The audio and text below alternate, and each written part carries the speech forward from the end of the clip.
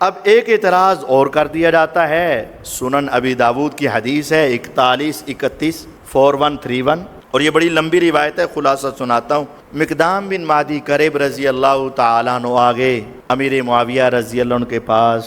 معاویہ رضی اللہ تعالیٰ عنہ نے کہا مقدام آپ کو پتہ ہے کہ حسن رضی اللہ عنہ شہید ہو گئے ہیں، فوت ہو گئے ہیں۔ انہوں نے انا للہ و انا الیہ راجعون پڑھا۔ اچھا مقدام صحابی ہیں رضی اللہ عنہ، ان کے ساتھ 2 بندے آئے تھے، ان کے ساتھ، تو جو ساتھ آیا تھا نا ان میں سے ایک بول پڑا کہ حسن تو ایک آگ کا انگارہ تھا، اللہ نے بجھا دیا۔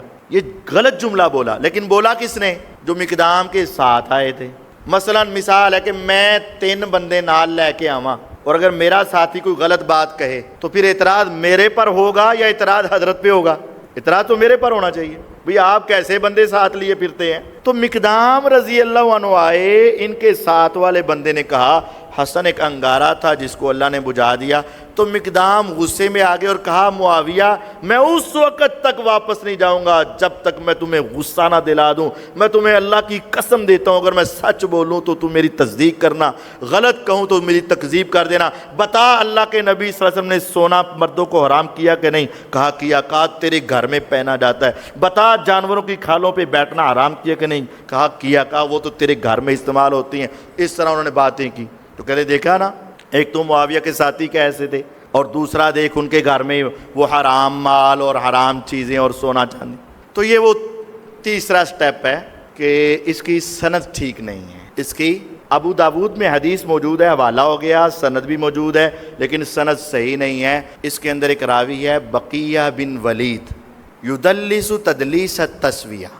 بقیہ بن ولید مدلس ہے، تدلیس التسویہ کرتا ہے۔ ایک ہوتا ہے عام مدلس، ایک ہوتا ہے تدلیس تسویہ کرنے والا۔ تدلیس التسویہ کیا ہے؟ 2 ثقہ ہیں، ان کے درمیان ایک ضعیف ہے، 2 صحیح بندے ہیں، درمیان میں ایک ضعیف ہے جس کی وجہ سے روایت ضعیف ہو جانی تھی۔ یہ اس کو سائڈ پہ کر کے صحیح کو صحیح سے ملا کر کے اندر دیکھا سند صحیح ہوگی کہ نہیں ہوگی، یہ کام کرتا تھا۔ اب اس کے لیے پوری سند میں سماع کی، ملنے کی اور سننے کی صراحت ہونا ضروری ہے، اور اس کی سند کیا ہے؟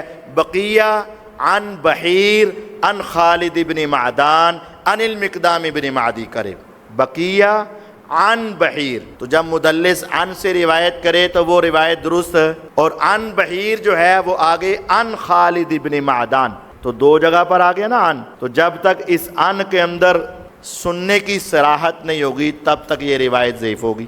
کچھ ہمارے دوست کہتے ہیں قاری صاحب سننے کی صراحت موجود ہے، کہاں؟ مسند احمد میں، تو پھر صحیح ہو گئی نا؟